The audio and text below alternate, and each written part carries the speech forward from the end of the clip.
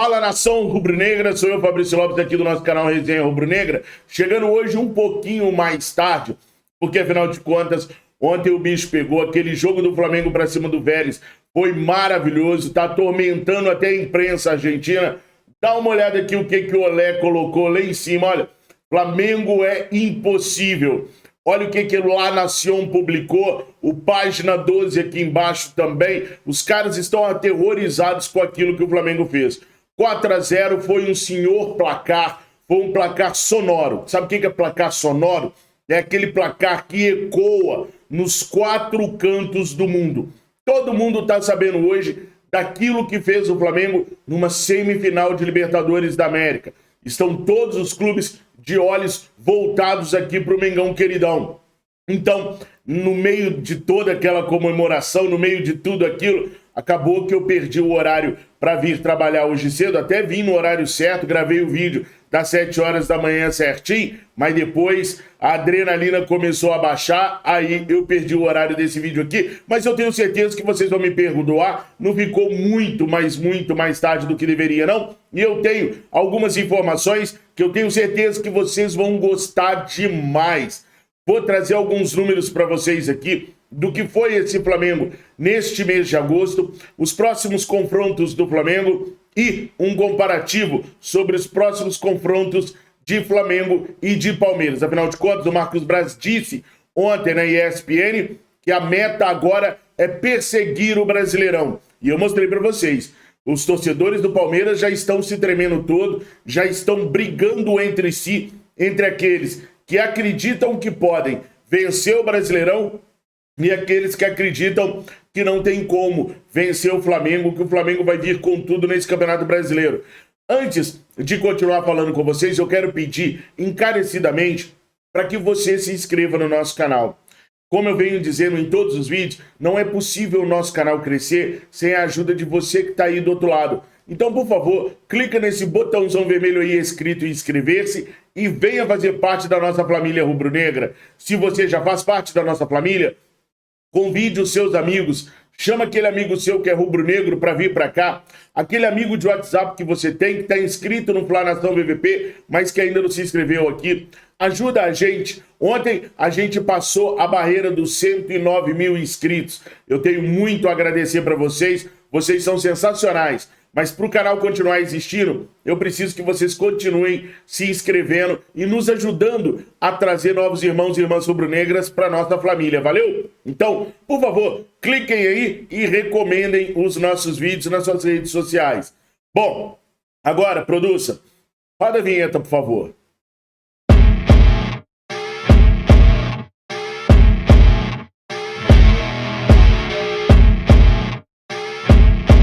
Nação, enquanto a imprensa argentina e a imprensa sul-americana, de maneira em geral, dá para o Flamengo, presta ao Flamengo todas as homenagens que o Flamengo merece, dá para o Flamengo toda a importância que o Flamengo merece pelos seus feitos recentes, a imprensa tupiniquim, a imprensa brasileira, ainda insiste que o Palmeiras é o clube mais hegemônico, que o Palmeiras é o clube a ser batido, que o Palmeiras faz uma campanha mais impecável do que a campanha do Mengão queridão. Eles ainda insistem em dizer que o grande clube da América do Sul não é o Flamengo, e sim o Palmeiras. Claro, baseados no bairrismo paulista completo e também porque o Palmeiras é o último campeão da Libertadores da América. O que me choca, e é isso que eu quero compartilhar com vocês, é que não há por parte da mídia bairrista uma avaliação de momento por parte da equipe do Palmeiras. Não há. Todas as vezes que eles querem tocar no assunto Palmeiras, eles tocam no assunto do passado recente do Palmeiras, ganhou 2 Libertadores, uma Copa do Brasil, mas na hora que vão tocar no assunto Flamengo, eles falam apenas do presente do Flamengo. Ou seja, se o Flamengo está ou não está jogando bem num determinado jogo, se o Flamengo está ou não está vivendo um bom momento agora, não se diz, por exemplo, que o Flamengo é hegemônico no Campeonato Brasileiro. Em 2018 fomos vice-campeões, 2019 e 2020 fomos os campeões, 2021 voltamos a ser vice-colocados no Campeonato Brasileiro, ou seja, dos últimos 4 campeonatos brasileiros, o Flamengo ganhou 2 e foi vice em 2. Tem como ser mais hegemônico do que isso? Mas isso a imprensa não fala. A imprensa não fala que das últimas 4 edições da Libertadores, o Flamengo chegou em 3 semifinais, pode estar chegando agora na 3ª final de Libertadores nos últimos 4 anos, ganhando uma, ou seja, isso é ser hegemônico. Isso sim é ser predominante nas competições. Eu sou obrigado a reconhecer que na Copa do Brasil a gente não conseguiu ainda essa hegemonia, essa predominância. Mas isso tudo que eu tô falando do Flamengo para vocês, eles avaliam para o Palmeiras, mas se recusam a avaliar para o Flamengo.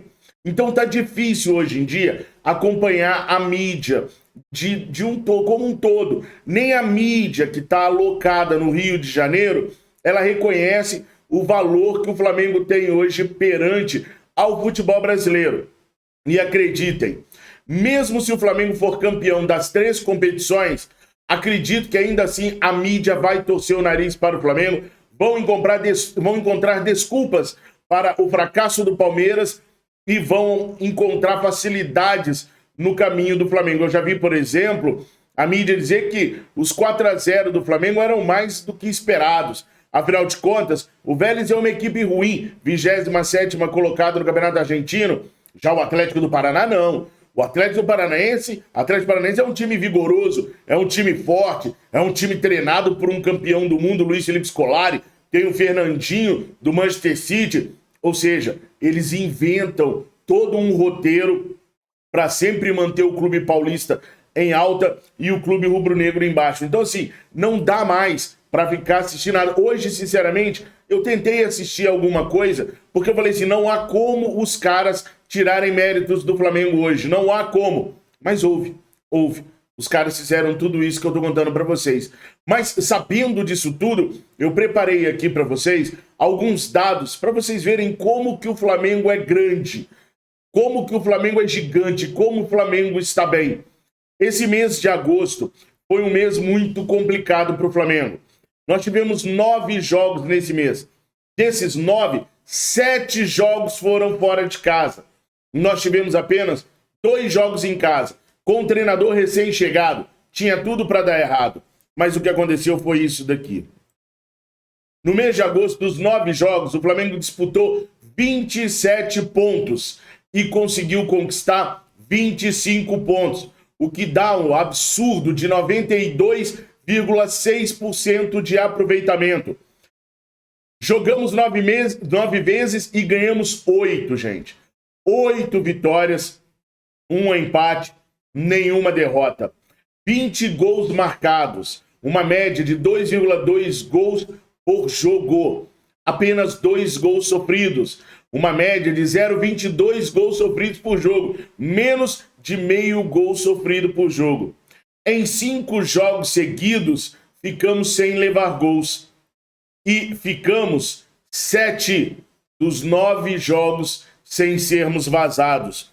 A nossa epopeia no mês de agosto começou contra o Corinthians, lá no dia 2, onde nós vencemos o Corinthians fora de casa por 2-0. No dia 6 de agosto, vencemos o São Paulo no Morumbi por 2-0. No dia 9 de agosto, vencemos de novo o Corinthians por 1-0. Isso já jogando no Maracanã, tá? No dia 14, vencemos o Atlético Paranaense por 5-0 no Maracanã. No dia 17, voltamos a vencer o Atlético do Paraná, só que agora lá em Curitiba, 1-0. No dia 21, empatamos com o Palmeiras em São Paulo, 1-1. No dia 24, voltamos a vencer a equipe do Rogério Ceni, 3-1 lá no Morumbi, nosso palco de festas. Dia 28/8, vencemos a equipe do Botafogo, lá no Engenhão, Botafogo 0, Flamengo 1. E ontem, dia 31/8, vencemos a equipe do Vélez Sarsfield, lá na Argentina, 4-0. 92,2% de aproveitamento, sem derrotas, com adversários como Corinthians, São Paulo e Palmeiras, os 3 grandes e principais clubes paulistas de hoje. O Flamengo passou pelos 3 ileso, com vitórias sobre São Paulo e Corinthians e um empatezinho contra o Palmeiras. Esse empatezinho, inclusive, foi num jogo de Campeonato Brasileiro, onde eles jogaram com todo o seu time completo e o Flamengo jogou com o seu time B, poupando os seus titulares para o jogo em seguida da Copa do Brasil contra a equipe do São Paulo. Isso mostra a força do Flamengo de Dorival Júnior. E aqui eu quero fazer uma menção honrosa ao Robson PQDT, que é inscrito do nosso canal, um dos mais antigos. O Robson falava nos nossos grupos de WhatsApp que um dos grandes erros da diretoria do Flamengo, que assumiu 2019, foi não ter renovado com o Dorival Júnior. Porque na ideia do Robson, o Dorival sempre foi o treinador correto para estar no Flamengo. Eu discordo um pouquinho só do Robson. O Dorival sai do Flamengo em 2019, vem o Abel Braga e depois vem o Jorge Jesus. Então a gente não pode apagar essa sorte que a gente teve de ter tido o Jorge Jesus, nós e todo o futebol sul-americano, de ter tido o Jorge Jesus em 2019. E nesse tempo, o Dorival estudou muito.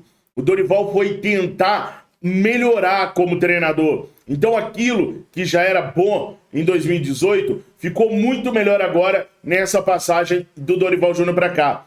Então o Robson estava certo quando via muito potencial no Dorival Júnior. Eu não gostava. Eu não acreditava nos trabalhos do Dorival Júnior. Ainda tenho um pé atrás com relação a um trabalho grande, num período de tempo maior. Só o Santos conseguiu manter o Dorival Júnior por um período maior, 70 jogos. Nas outras equipes, o Dorival sempre teve trabalhos menores e não tão significativos. Foi a mesma coisa no Flamengo.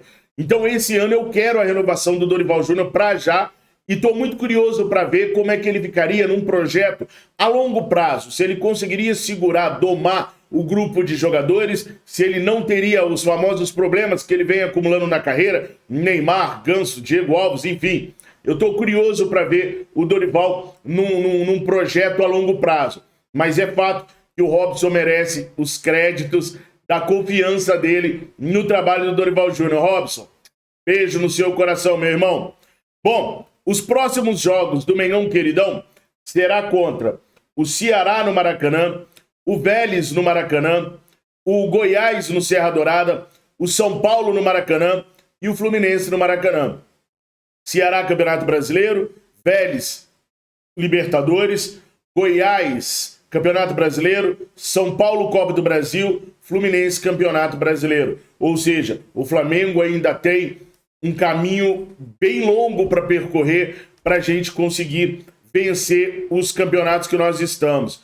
E aí, meus amigos, nós temos os próximos jogos de Flamengo e de Palmeiras, para a gente fazer um comparativo daquilo que a gente pode esperar das duas equipes. O Marcos Braz ontem soltou a braba. Falou na ESPN que agora é correr atrás do Campeonato Brasileiro. Que o Dorival Júnior sabe o que o Flamengo quer, o que o Flamengo pretende, e o Flamengo não vai abrir mão do Campeonato Brasileiro. Então, os próximos jogos do Flamengo no Campeonato Brasileiro: Ceará, Goiás, Fluminense, Fortaleza e Bragantino. Desses, 3 jogos em casa, 2 jogos fora. Serra Dourada e Castelão, onde a gente enfrenta Goiás e Fortaleza, respectivamente. Já o Palmeiras tem o Bragantino no estádio Nabi Abichedi, em Bragança Paulista, o Juventude e o Santos no Allianz Parque, o Atlético Mineiro no Mineirão e o Botafogo no Engenhão. Ou seja, se nós temos 3 jogos em casa e 2 fora, o Palmeiras tem 3 jogos fora, Nabi Abichedi, Mineirão e Engenhão, e 2 jogos em casa, Juventude e Santos. A diferença na tabela de classificação do Campeonato Brasileiro nesse momento é de 7 pontos. É complicado pra caraca a gente fazer qualquer tipo de exercício de adivinhação, porque tem 2 maneiras da gente simular os próximos jogos das equipes, sendo bem racional pelo histórico que ambas as equipes estão fazendo até aqui, ou sendo bem clubista, torcendo para que as coisas deem errado para a equipe do Palmeiras. Sendo bem racional, o Flamengo vence o Ceará no Maracanã e o Palmeiras empata com o Bragantino no Nabi Abichedi. O Flamengo vence o Goiás no Serra Dourada e o Palmeiras vence o Juventude no Allianz Parque. O Flamengo vence o Fluminense no Maracanã e o Palmeiras volta a empatar com o Santos no Allianz Parque. O Flamengo vence o Fortaleza no Castelão e o Palmeiras perde para o Atlético Mineiro no Mineirão. O Flamengo vence o Bragantino no Maracanã e o Palmeiras vence o Botafogo no Engenhão. Então vamos lá.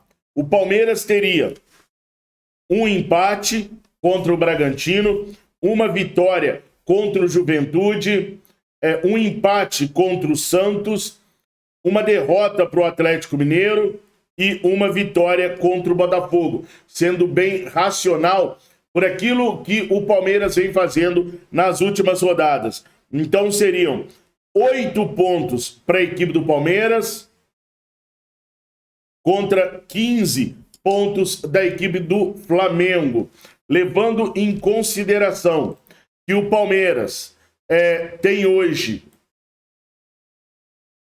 50 pontos, o Palmeiras chegaria aos 58 pontos.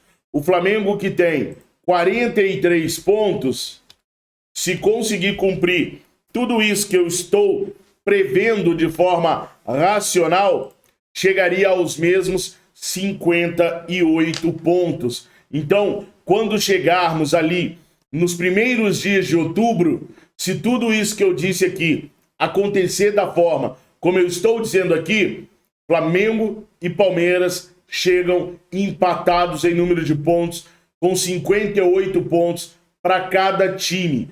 E aí é o Campeonato Brasileiro todo aberto, faltando 9 rodadas para terminar o certame nacional. E aí, definitivamente, a pressão que a gente colocará na cabeça dos palmeirenses vai ser tão grande que eles vão perder força e a gente vai dar uma arrancada crucial para a vitória desse certame nacional. O que vocês acham dessa minha maneira racional? Porque se eu for clubista, velho, o Flamengo ganha os 5, o Palmeiras perde do Bragantino, perde do Juventude, perde do Santos, perde do Atlético e ganha do Botafogo. Isso sendo clubista, são 4 derrotas do Palmeiras.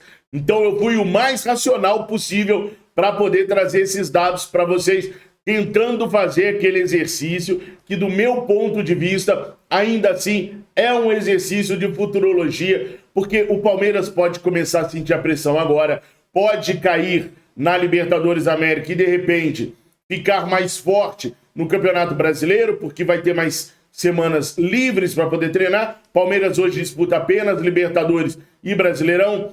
Se cair para o Atlético do Paraná, pode botar todas as suas forças no Brasileirão e dificultar a vida do Flamengo, ganhando jogos ao invés de empatar e perder. Pode passar pelo Atlético Paranaense e começar a tropeçar no Brasileiro. Pode acontecer de perder para o Atlético Paranaense e começar a se envolver numa crise tão grande que não consiga mais retomar o caminho das vitórias do Campeonato Brasileiro. O Palmeiras já vem aí de 2 empates no Campeonato Brasileiro, ou seja, há 2 jogos que o Palmeiras não vence no Campeonato Brasileiro. Pode acontecer um montão de coisas aí. Futebol é legal por causa disso. Não tem nada exato no futebol. Sempre há coisas diferentes para acontecer que geralmente nos surpreende. Mas você que está aí do outro lado, como que está o seu espírito nesta quinta-feira? O que você está achando que pode acontecer no Campeonato Brasileiro daqui para frente? Olha,